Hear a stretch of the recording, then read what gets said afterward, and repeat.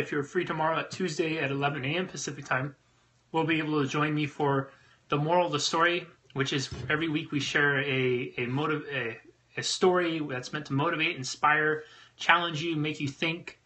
And then we'll have another ongoing one on either relationships, health, some business ones. A lot of great suggestions have been passed on, which I appreciate you all sending your suggestions out, and I'm always looking forward to them. So please keep sending them my way. Periscope, thank you for the hearts. Facebook Live, thank you for the thumbs up, the smiley faces, and all the other little emojis I see flowing by. I know we're tight on time today, and we have a couple great questions submitted, so let me jump right into them.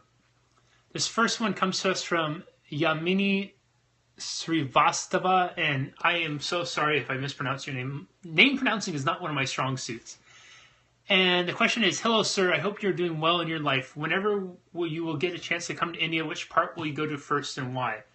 And just a note before I answer these questions can be fun. They can be engaging ones. They can be ones about some part of my life. It can be something that's going on in your life. As long as the question is appropriate, I'm happy to answer it during these sections. So to answer your question, I have not been to India. I desperately want to go to India. I would say India is in my probably darn near top 10 places I would like to go to if I haven't been already. And gosh, there's so many places I would love to go to India, so it's hard to pick one. I had a friend who traversed through India for quite some time a few years ago, and she was telling me about how some of the outlying places were some of her favorites. So before I even went anywhere, I would definitely consult with her and talk about that. I also have some clients that either are in India or have family living in India, so I would definitely want to check with them and get the local experience, local suggestions. I think that's one of the best ways to travel is to find somebody in the local area, local around, and have them give you the suggestions, because then you're really seeing the good stuff. You're really seeing the good stuff. And of course, you have to see the main ones like the Taj Mahal and everything, but otherwise they'd be doing those.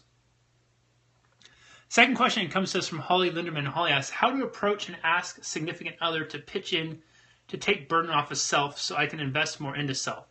I created this mess by doing it all and permitting it for decades. That's a fantastic question, Holly. And my first thought is, I doubt it's so much a matter of asking. I'm willing to bet that you probably don't have a problem asking, because asking is just saying, hey, can you do this? I think it's more of, if I were to guess, just gut response, the probably challenge for you may be not so much in asking, but it's the follow through on your end and the accountability, meaning that you are saying you want this, you want to do this, but then you don't hold on to your end of the bargain, the standard that you set for yourself, or perhaps the standard that you set in place for the significant other. And the big thing with that is you have to, when we ask stuff from our others, from our partners, our lovers, or even in any sort of relationship, we have to be willing to follow through with it. Meaning we can't say, okay, I'm going to start doing this, or I want to start doing that, and then we don't do it. Because remember, people, we're like dogs in the sense that we need to be trained. And any of you have had a pet before, whether it's we won't say cats, because cats march to a beat of their own drums, and we all know that. But dogs can be trained, right? Dogs are trainable, and anybody who's ever trained a dog knows that consistency, repetition is what ultimately gets the dog to learn, right? If you tell a dog to stay one time and come the other time, it doesn't learn. If you tell the dog to stay on the bed or off the bed, it doesn't learn. You have to have consistency. The dog's either on the bed or the dog's off the bed. Which one is it, right?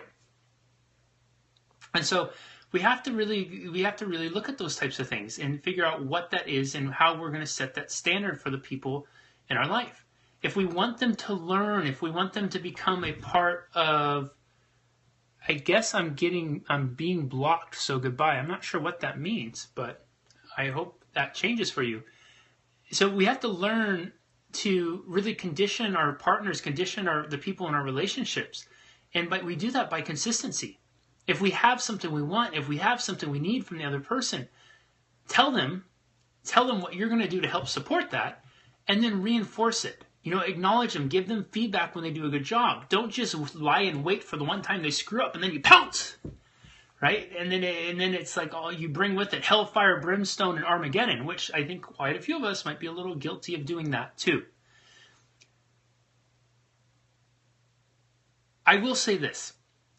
we're all human, right? And so it's so easy to say one thing and then we assume that everybody's going to get it and run with it as we wish they would, but that doesn't work.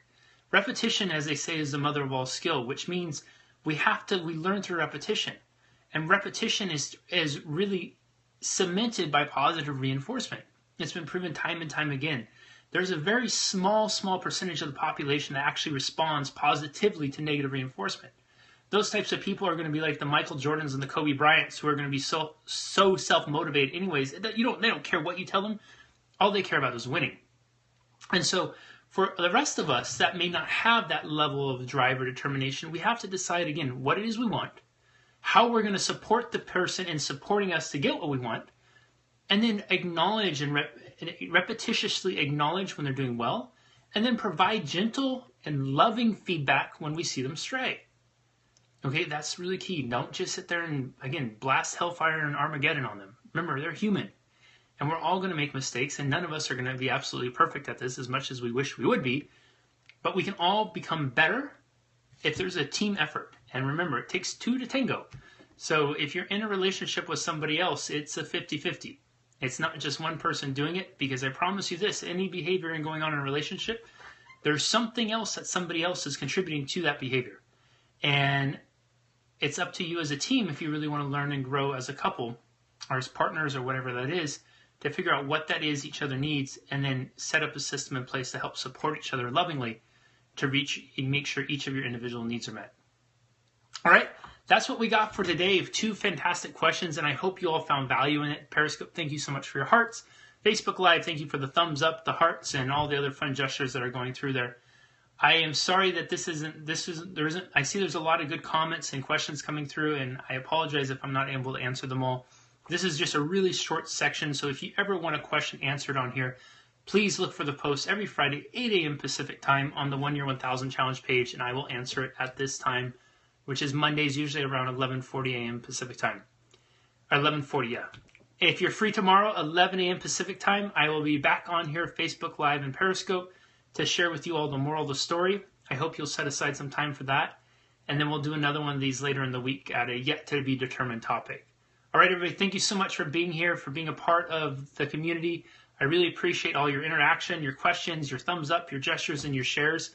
It means a lot to me, and I'm deeply grateful for all of you. Oh, and so many of you commented on my recent blog and sent me congratulations on 9 years of entrepreneurship. And I wouldn't be here without all of you, so I'm deeply grateful for each and every one of you. Thank you, everyone, and have an awesome rest of your day. Bye-bye.